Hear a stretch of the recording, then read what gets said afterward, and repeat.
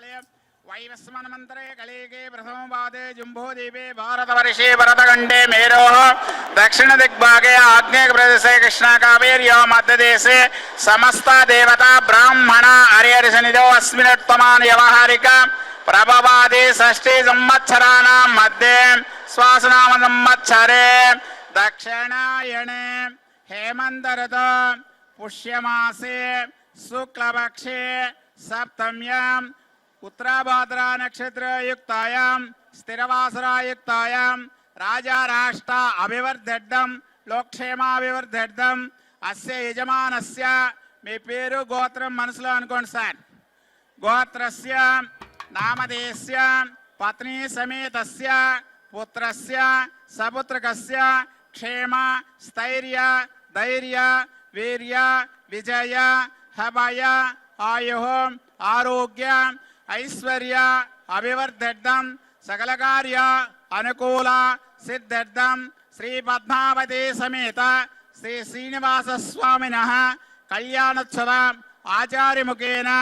అద్య కరిష్యే. గోవింద లక్ష్మీరమణ గోవింద.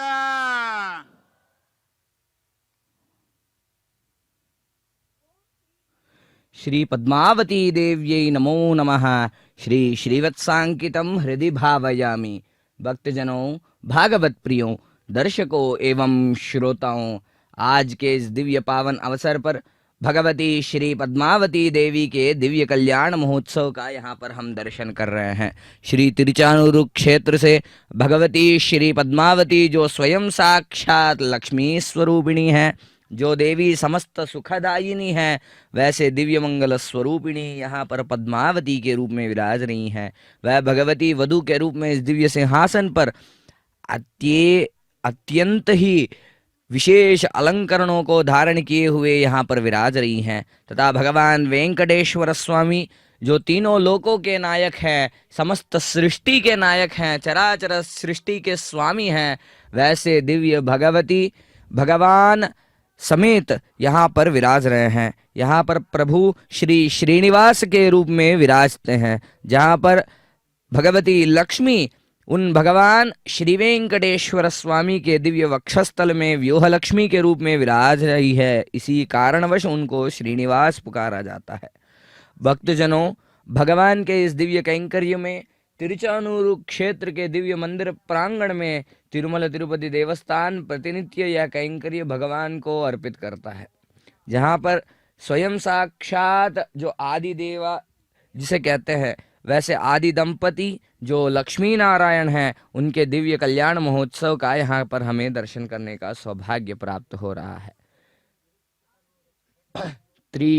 जो शुकपुरी नाम से जाना गया है, वैसे दिव्य क्षेत्र में यह कैंकर्य प्रतिनित्य भगवान को समर्पित होता है. आचार्यों द्वारा विशेषतः ब्रह्मा का स्थान वहन करते हुए इस दिव्य क्षेत्र में बहुत ही रोमांचक रूप से, यहाँ पर रमणीय रूप से भगवान का दिव्य कल्याण उत्सव करवाते रहते हैं, जहाँ पर आचार्यगण स्वयं ब्रह्मा का स्थान वहन करते हुए, श्री वैष्णव पांचरात्र आगम का अनुसरण करते हुए, श्री विश्वक्सेन आराधना, पुण्याह वचनादि दिव्य कार्यक्रमों के साथ साथ विशेष रूप से भगवती श्री पद्मावती देवी तथा भगवान वेंकटेश्वर स्वामी के दिव्य आवाहन आदि क्रियाओं के साथ साथ अनेकों कैंकर्य विधि विधान से उनको समर्पित करते हैं. भक्तजनों, भगवती जो यासा पद्मासनस्था विपुलकटितटी पद्मपत्रायतार्क्षी गंभीरा वर्त्रणाभिस्तनवर्णमिता शुभ्रवस्त्रोत्तरीया लक्ष्मीर्दिव्यैर्गजेन्द्रैर्मणिगणगचितैर्स्नापिता हेमकुंभैः नित्यं सा पद्महस्ता मम वसतु गृहे सर्वमांगल्ययुक्ता, जैसे कहा जाता है श्री सूक्त में, वैसे ही भगवती पद्मासन पर विराजते हुए अनेकों आभूषणों को धारण किए हुए दिव्य गजराजों द्वारा मणिगचित कुंभों में, मणि भरित कुंभों से जो अभिषिक्त सदा सर्वदा होती रहती हैं, वैसे दिव्य भगवती जो सहस्र दलों पे, जो सहस्र दल पद्म है उस पे जो विराजती है, वैसे दिव्य स्वामिनी वात्सल्य स्वरूपिणी भगवती यहाँ इस दिव्य क्षेत्र की साम्राज्ञी के रूप में हमें दर्शन देती है. यहाँ पर अनेकों विशेषणों के साथ साथ भगवती का इसी क्षेत्र में आविर्भाव होना एक और तथ्य है जो आज भी उस सरोवर का दर्शन हम कर सकते हैं। विशेष रूप से भगवान श्री वेंकटेश्वर स्वामी माता श्री महालक्ष्मी को पाने हेतु तप किए थे, जो इसी क्षेत्र में इस दिव्य श्री वेंकटाचल के पर्वत श्रृंखलाओं में इसी दिव्य क्षेत्र शुकपुरी में वह तप हुआ था, जहाँ पर श्री सूर्य नारायण भगवान को उद्देशित करते हुए विशेष रूप से वह तप उनको कराया गया था, तथा उस तप फल स्वरूप उनको देवी श्री पद्मावती वहां पर वीरलक्ष्मी के रूप में दर्शन देते हुए उनसे एकाकार हुई। उसी रूप में भगवती दिव्य स्वरूप में आकाश राज की पुत्री बनकर नारायण वनम क्षेत्र में पली बड़ी तथा उनका विवाह महोत्सव वहां पर कराया गया। उसी रीति से यहाँ पर इस दिव्य क्षेत्र में भगवती का आविर्भाव जहाँ पर हुआ है, वहाँ पर आज भी भगवती हमें उनके दिव्य दर्शन देती हैं, जहाँ पर दिव्य कमल पर विराजते हुए दिव्य पद्म दल के नेत्रों जैसे उनके नेत्र हैं, और भगवती विशेष रूप से पद्मों को धारण किए हुए पद्म स्वयं विराज रही हों, ऐसे ही वहाँ पर हमें दर्शन मिलता है। तथा भगवान वेंकटेश्वर स्वामी जो इस दिव्य क्षेत्र के नायक हैं, कलयुग के प्रारब्ध काल से ही विशेष रूप से इस दिव्य क्षेत्र के विशेष रक्षक के रूप में तथा कलिकल्मष दोषों का निवारण करने वाले दिव्य स्वरूप में विराजते हुए, जैसे कहा जाता है कलौ वेंकट नायक, कली के इस घोर काल में हमें वेंकट नायक ही हमें बचा सकते हैं, वैसे ही प्रभु नारायण अपने भक्तों के आर्तजनों के इच्छाओं को पूर्ति करने हेतु, उनके कष्टों को निवारण करने हेतु इस दिव्य क्षेत्र में विशेष रूप में विराज रहे हैं। उनके दिव्य मंगल स्वरूप में भगवान जो शंख चक्र वरद एवं कटिमुद्राओं के साथ अनेक आभूषणों को धारण किए हुए हमें तिरुमला के दिव्य गिरी में दर्शन देते हैं। इस दिव्य आसन पर भोग मूर्ति के रूप में हमें दर्शन मिल रहा है, जहाँ पर स्वामी विशेष रूप से अनेकों आभरणों के साथ साथ श्रीवत्स जो आभरण है, जो मणि है, उसको धारण करते हुए विशेष रूप से यहाँ पर व्यूह लक्ष्मी को अपने वक्षस्थल पर धारण करते हुए भगवान हमें दर्शन देते हैं। इस दिव्य मंगल कल्याण उत्सव का दर्शन करिए, जहाँ से अनेक लाभों की प्राप्ति होती है तथा भगवान के कृपा के पात्र बनिए। ओम नमो वेंकटेशाय।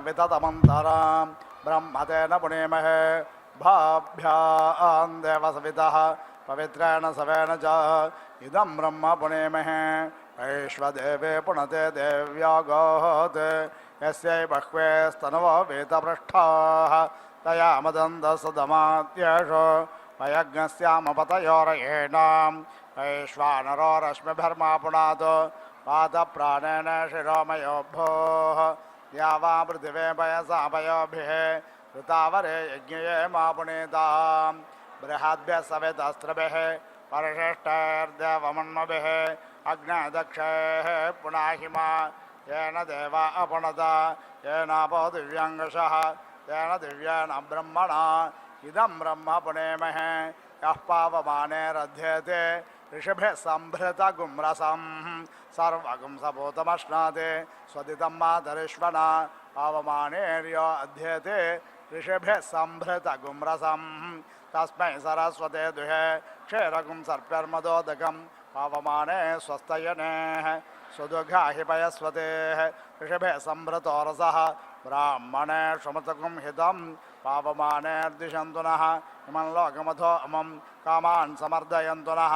देवैर्देवैः समाभृताः पावमाने स्वस्तयनेः स्वदोघाहि घृतश्च्युतः ऋषिभिः सम्भृतोरसः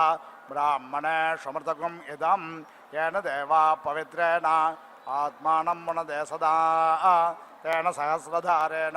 पावमान्य पुनन्तु मा राजापत्यं पवित्रं शतोद्यामगुं हिरण्मयं तेन ब्रह्मविदो भयं पोतं ब्रह्म पुणेमहे इन्द्रस्वनेते सहमा पुनातो सोमस्वस्त्या वरुणः समीच्या यमो राजा प्रवृणाभिः पुनातु मा जातवेदा मोर्जयन्त्या पुनातो भोर्भुवस्वः तच्छंयोरावृणेमहे गातुं यज्ञाय गातुं यज्ञपतये देवे स्वस्तिरस्तु नः स्वस्तिर्मानुषेभ्यः ऊर्ध्वञ्जिगातु भेषजं षण्णो अस्तुद्विपदे षञ्चतुष्पदे ॐ शान्ति शान्ति शान्तिः।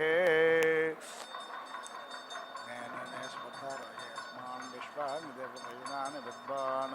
तोद्यस्मज्जुहरानमेनो भूयिष्ठान्ते नमः उक्तिं विधेम ॐ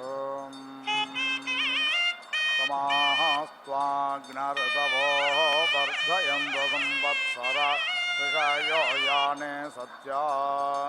सन्दिव्येन देदेहरोचनेन विश्वा आभाहि प्रतिशतस्राः समेद्धो अञ्जन् उदरं मतेन घृतमग्ने मधो मत्तिन्वमानः वाजे वहन् वाजिनं जातवेदो देवानां भक्ष्यप्रियमासधस्थम्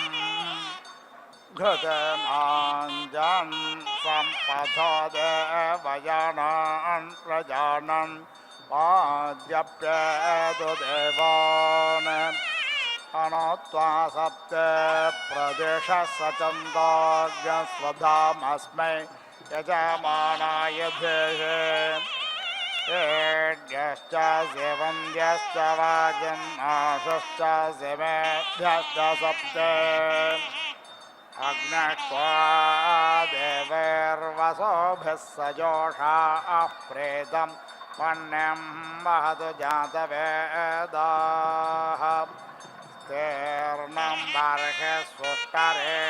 माजुषाणोर् पृथुप्रथमानं पृथिव्यां देवेभ्यर्युक्तमदेजः सजोषास्योनं गृह्णासो विदधातु एता ओमस्वभगा विश्वरो पापिपक्षो भिश्रयमाना उदाते विश्वासते कवशशुम्भमाना द्वारो देवे स्वप्रायणा भवन्तु अन्तरामित्रावरुणाचरम् ते मुखै यज्ञानामभिसंविधान उषासा वाग्स्वहिरण्यसो शिल्पे ऋतस्य योना इह सादयामे प्रथमा वाग्सरथिना सुवर्णा देवौ पश्यन्तौ भुवनानि विश्वा अपि प्रयञ्चोदनामाम्यमानाहोदार ज्योतिः प्रदिशा दिशन्दा आदित्यैर्नो भारते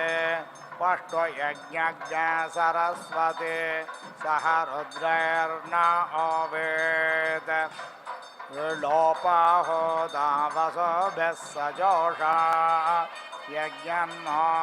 देवेरमृतेषु धत्ता पुष्टावेरं देवकामञ्जनत्वक्वरर्वा जायत आशुरश्वाः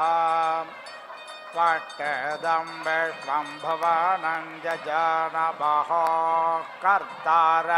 मेह यक्षहोतः अश्वो घृतेन त्वन्यासमक्त उपदेवां ऋतुषपाधयेतो वनस्पतिर्देवलोकं व्रजानन्नग्निना हव्यास्वादितानि वक्षते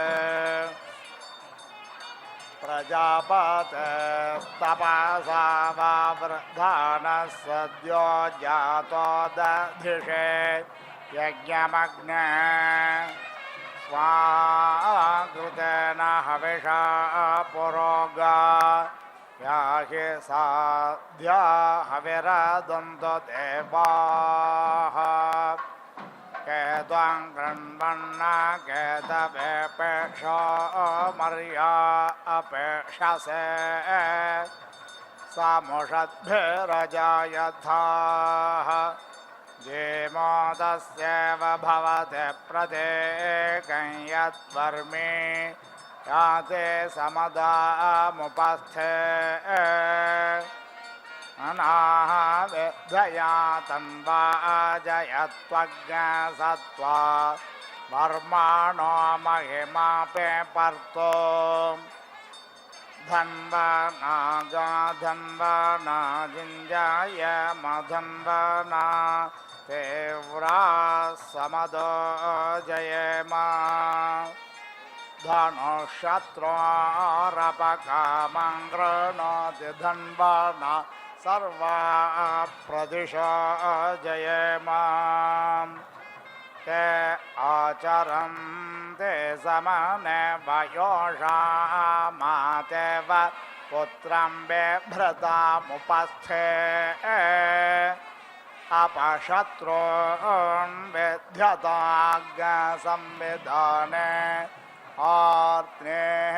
इमे विस्फुरन्ते अमित्रान् पक्ष्यन्ते वेदागणे गन्धकर्णं प्रियज्ञ सखायं वर्षस्वजनाम् योषे वसन्ते विततादिधन्वञ्ज्या यज्ञसमाने पारयन्ते अहेरिव भोगे पर्येति बाहुञ्ज्याय हेतिं परिबधमानः हस्तघ्नो विश्वा वयुनानि विद्वान् पुमान् पुमाग्सम्परे पातु विश्वतः बह्वीनां पिता बहुरस्य पुत्रश्चिश्चाकृणोति समना भगत्या विशुधिः शङ्काः पृतनाश्च सर्वाः पृष्ठे निनध्वजयति प्रसूतः स्वपर्णं वस्ते मृगो अस्य दन्तो गोभिः सन्नद्धा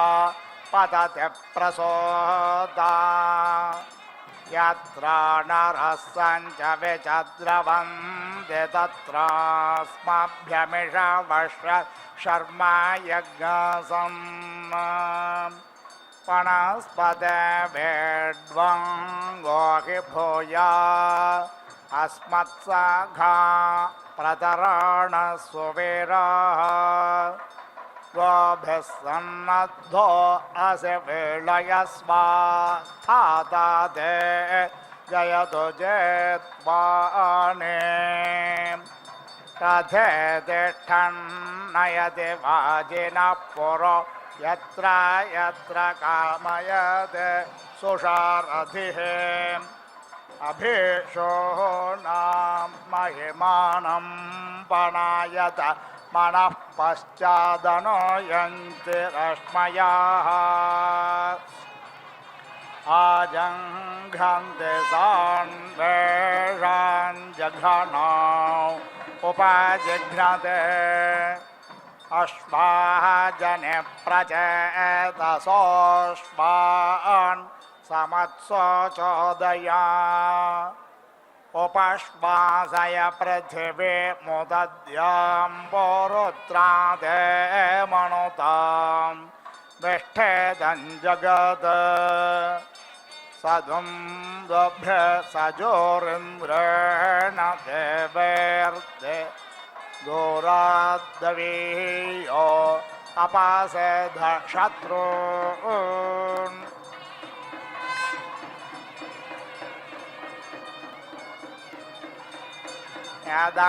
यदक्रन्दः प्रथमं जायमान उद्यां समुद्रादुतवा पुरेषात् शेनस्य पक्षाः ऋणस्य बाहोपस्त्वत्यं महे जातन्ते अर्वन् यमेन दत्तं धृतेन मायुनगेन्द्रायणं प्रथमो अध्यतिष्ठत् गन्धर्व अस्य रशनाम गृह्णात् सोर दष्पं वसवो निरतष्ट असेयमो अस्यादित्यो अर्वन्नशत्रुत गुह्येन व्रतेन असे सोमेन समय विप्रक्त आहुस्ते त्रीणि दिवि बन्धनानि त्रीणेद आहुर्दिवि बन्धनानि त्रीण्यप्स्वत्रीण्यन्त समुद्रे उदेव मे वरुणश्चान्स्यर्वण्यत्राद आहुः परमञ्जनित्रम् इमा देवा जन्मवमार्जनमीमा शफानाः गसनतुर्निधाना अत्रादे भद्रारशना अपश्य मृतस्य या अभिरक्षन्ते गोपाः आत्मानन्दे मनसाराधजना मवदिवा पतयन्तं पतङ्गम् शिरो अपश्यं पथिभिः स्वगेभिरेणुभिर्जेहमानं बतत्रे अत्राते रूपमुत्तममपश्यञ्जिगेषमानमिष आपदे गोः यदा ते मर्तो अनुभोगमानलो दिग्रसेष्ठ ओषधिरजिगः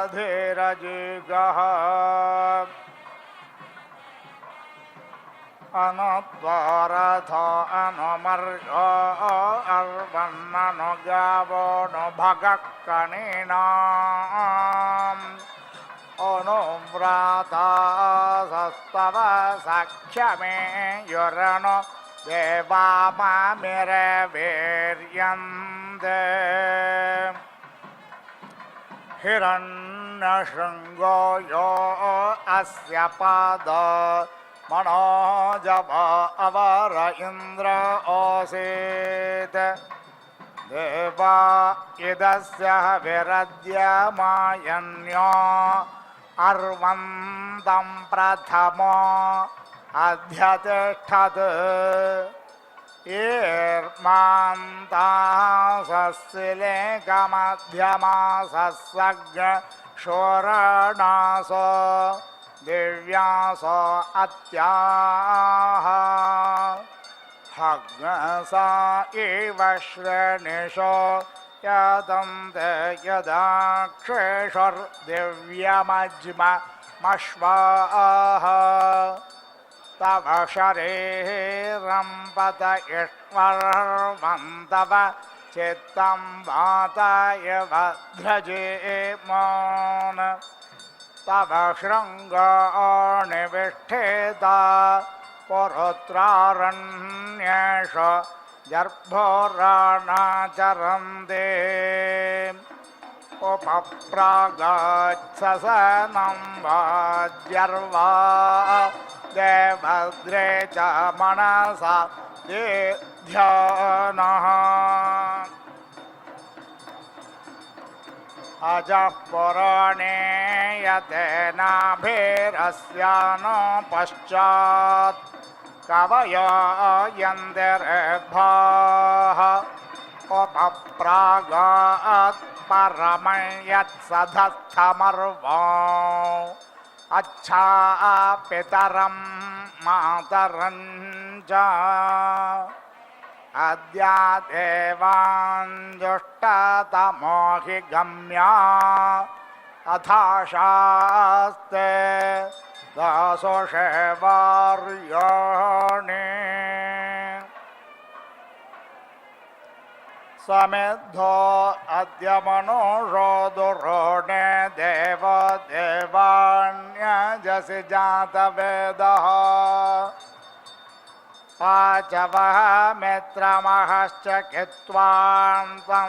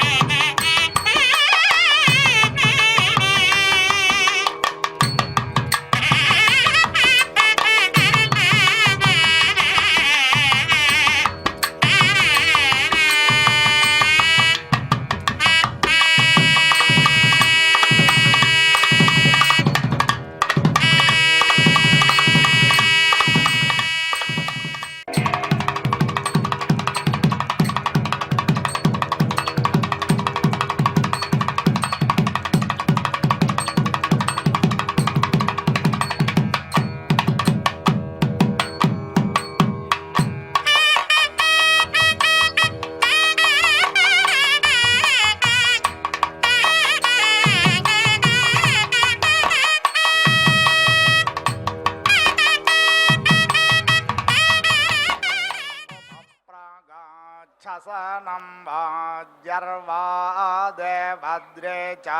मनसा दिध्यानः अजः पुराणे यतेनाभिरस्यानो पश्चात् कवयो यन्तिरेभाः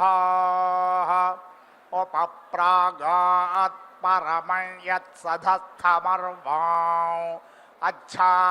पितरं मातरं च अद्य देवान्योष्टातमोहिगम्या अथाशास्ते दासोषेवार्याणे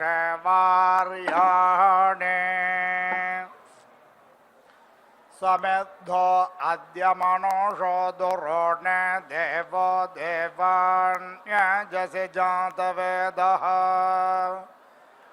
आचवः मित्रमहश्च कित्वां तं दूतः कविरासे प्रचेदाः तनो न पात्पथर्तस्य जनान् मध्वा समञ्जन् स्वदया स्वजिह्वा मन्मानिधिभिरुत यज्ञमृन्धन्दे वत्रा च गृणह्यध्वरणाः न रोषज्ञस्य महिमानमेष मुपस्तोषामयजतस्य यज्ञैः ये सुक्रतवशुचयो धियन्धास्वदन्ति देवा उभयानि हव्या आजुह्वानयेड्यो वन्द्यश्चायाह्यग्ने वसुभिः सजोषाः त्वं देव नामसि यः पहोता स एनान्यक्षिषितो यजेयान् प्राचीनं बर्हिः प्रदिशा पृथिव्यावस्तोरस्यावृज्यते अग्रे अह्नाम् विप्रथते वितरं वरीयो देवेभ्यो अदितये स्योनम् व्यचस्वतेरुर्विया विश्रायन्तम् पतेभ्यो न जनय शुम्भमानाः देवेर्द्वारो बृहतेर्विश्वमिन्वा देवेभ्यो भवत सुप्रायणाः असुष्वयन्ति यजते उपाहके उषासा नक्ता सदतान्नियोनः दिव्ये योषणे बृहति सुरुक्मे अधिश्रियज्ञ शुक्रपेशं दधाने दैव्याहोतर प्रथमा सुवाचा निमाना यज्ञं मनुषो यजध्यै प्रचोदयन्ता विदथेषु कारो प्राचीनं ज्योतिः प्रदिशा दिशन्ता अनो यज्ञं भारति तूयमेत्पिळो मनुष्वदिह चेतयन्ति तिस्रो देवेर्बर्हिरेदग्स्यो नग् सरस्वती स्वपसदन्तो य इमेद्या वा पृथिवी जनित्रीरूपैरपिषद्भुवनानि विश्वा तमद्यहो दर्शितो यजीयान् देवं वष्टारमिह यक्षिविद्वान् उपावसृजत्मन्यासमञ्जन् देवानां पाथारतुधाहवेज्ञषे वनस्पतिश्रमिता देवो अग्निस्वदन्तो हव्यं मधुना घृतेन सद्यो जातो व्यमिमेत यज्ञमग्निर्देवानामभवत्पुरोगाः अस्य होतः प्रतिश्रुतस्य वाचः स्वाहा कृतज्ञ हविरदन्तो देवाः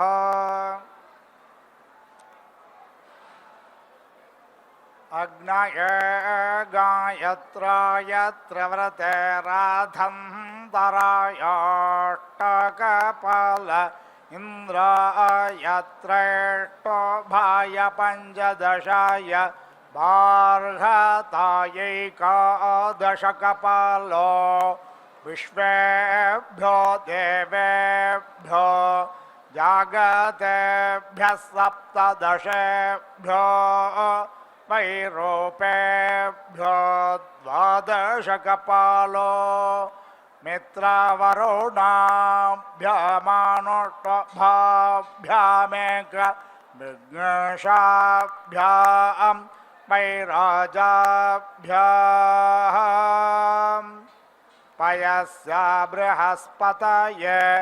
पाङ्क्ताय तृणवाय शाक्वराय चरसावित्र औष्णिहाय त्रयस्त्रिगुंशाय रैवताय द्वादशकपालः प्राजापत्यश्चरो प्रदित्यै विष्णुपत्न्यै चरुरग्नये वैश्वानराय द्वादशकपालो नो मत्या अष्टकपालः आग्नेयः कृष्णग्रेवः सारस्वती मेषे बभ्रुः सौम्यः पौष्ण श्यामश्वेतपृष्ठो बृहस्पत्यः शिल्पो वैश्वदेवः ऐन्द्रो अरुणो मारुतः कल्माष ऐन्द्राग्नः सगृहीतो धरामस्सावित्रो वारुणः कृष्ण एकशितिपात्पे त्वाः अग्नयेने गमते रोहिताञ्जिर्नड्वनधोरामौ सावित्रौ पौष्णौ रजतनाभि वैश्वदेवौ पिशङ्गौ तु परौ मारुतः कल्माष आग्नेयः कृष्णो जस्सरस्वती मेषे वारुणः पेत्वाः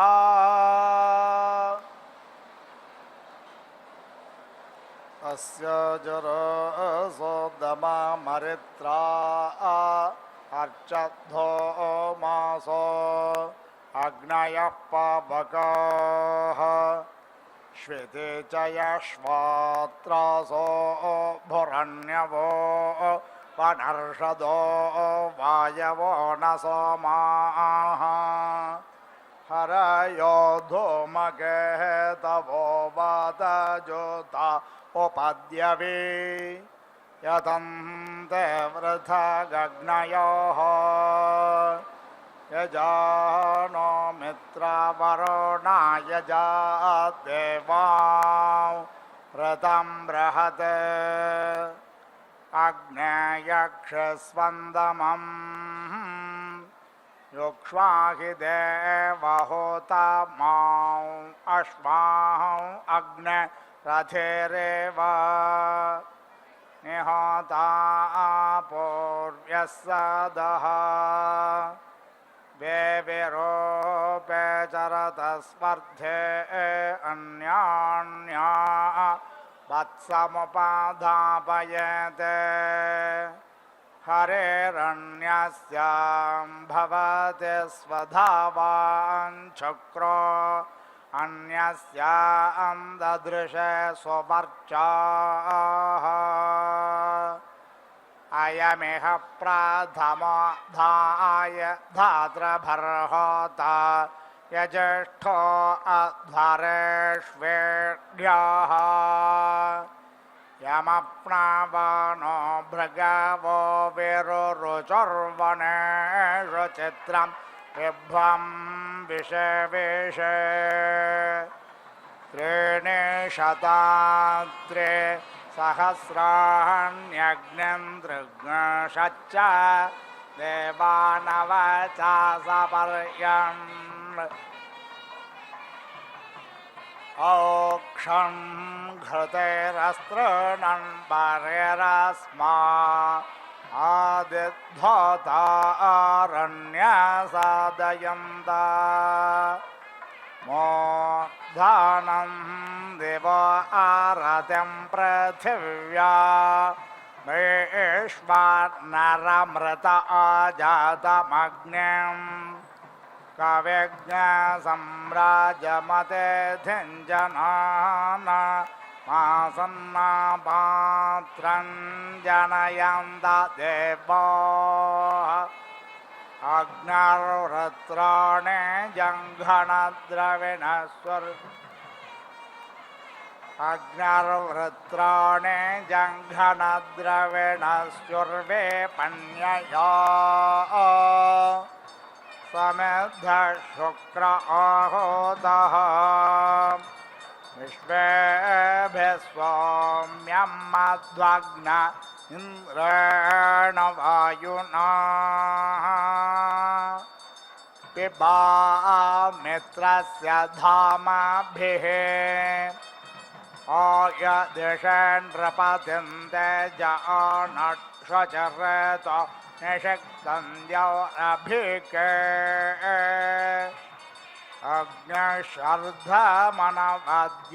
अग्निशर्धमनवद्यैवानग् स्वाध्यं जनयत्सोदयच्च अग्निशर्धमहते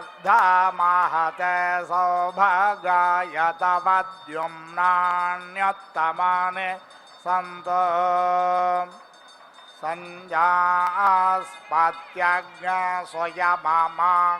संजास्पत्यग्नस्वयममाकृणुष्वशत्रो यत मभितिष्ठामहाग्नसे वाग्नेः मन्त्रतममर्कशोकैर्वावृभहे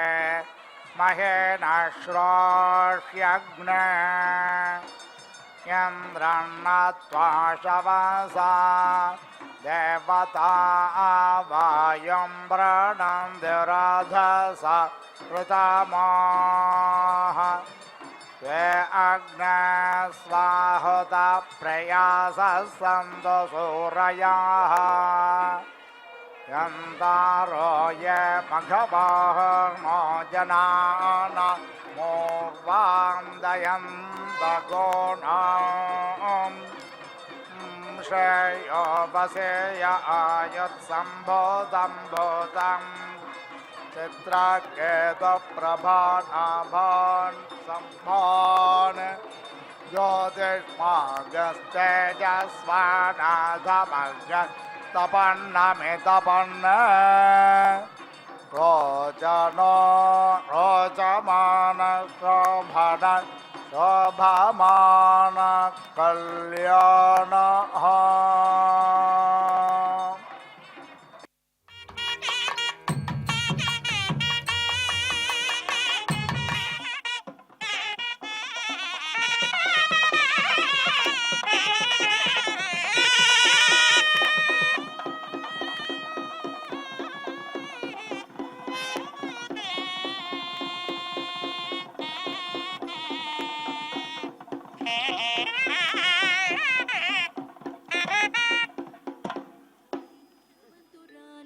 ఈయలమేల్ మంగా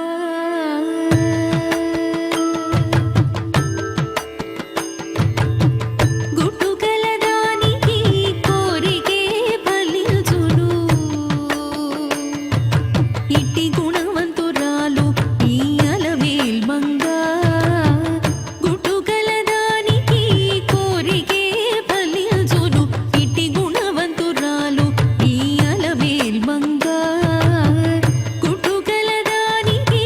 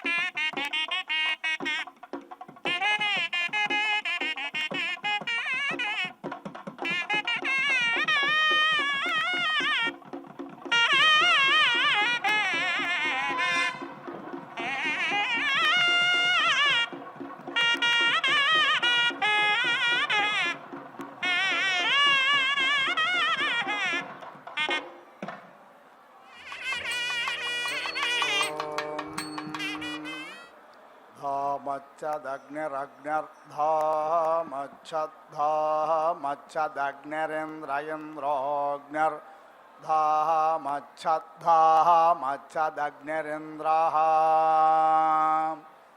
धामच्छदिते धामच्छत् अग्निरिन्द्रयन्द्रोऽग्निरग्निरिन्द्रो ब्रह्मा ब्रह्मेन्द्रोऽग्निरग्निरिन्द्रो ब्रह्मा इन्द्रो ब्रह्मा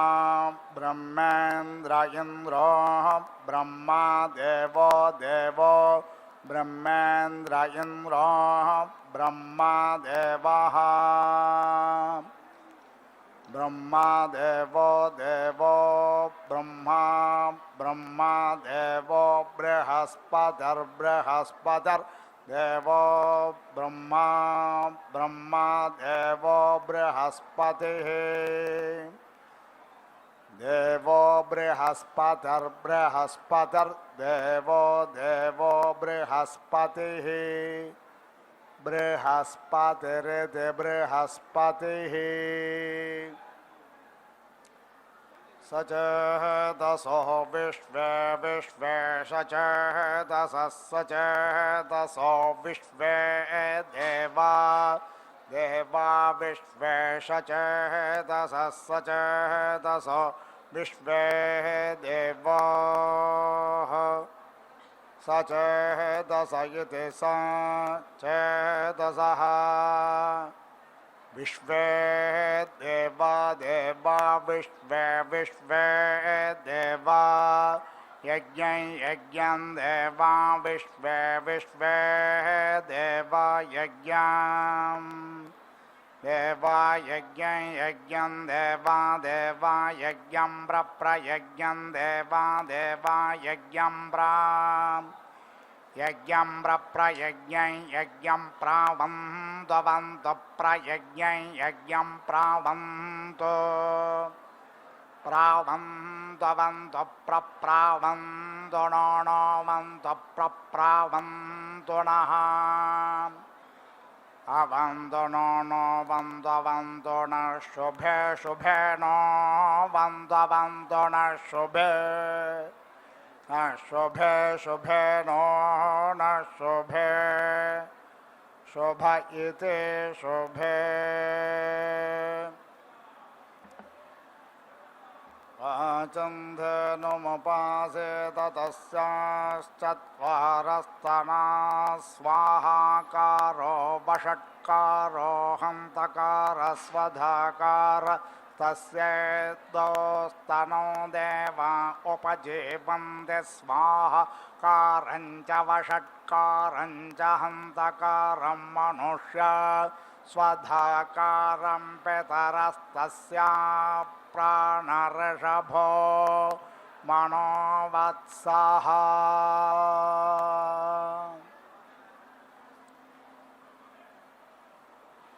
इदं विष्णुर्विचक्रमे त्रेदानि दधे पदं समूढमस्य पगुं सुरे सप्तते अग्ने समिधः सप्तजिह्वा सप्तर्षयः सप्तधाम प्रियाणि सप्तहोत्राः सप्तदात्मा यजन्ति ॐ पूर्णाहुतिमुत्तमां जुहोति सर्वं वै पूर्णाहुतिः सर्वमेवाप्नोति अथो इयं वै पूर्णाहुतिः अस्यामेव प्रतिष्ठति ॐ नारायणाय विद्महे वासुदेवाय धीमहि तन्नो विष्णुः प्रचोदयात् स्वाहा ॐ महादेव्यै च विद्महे विष्णुपत्न्यै च धीमहि तन्नो लक्ष्मीः प्रचोदयात् स्वाहा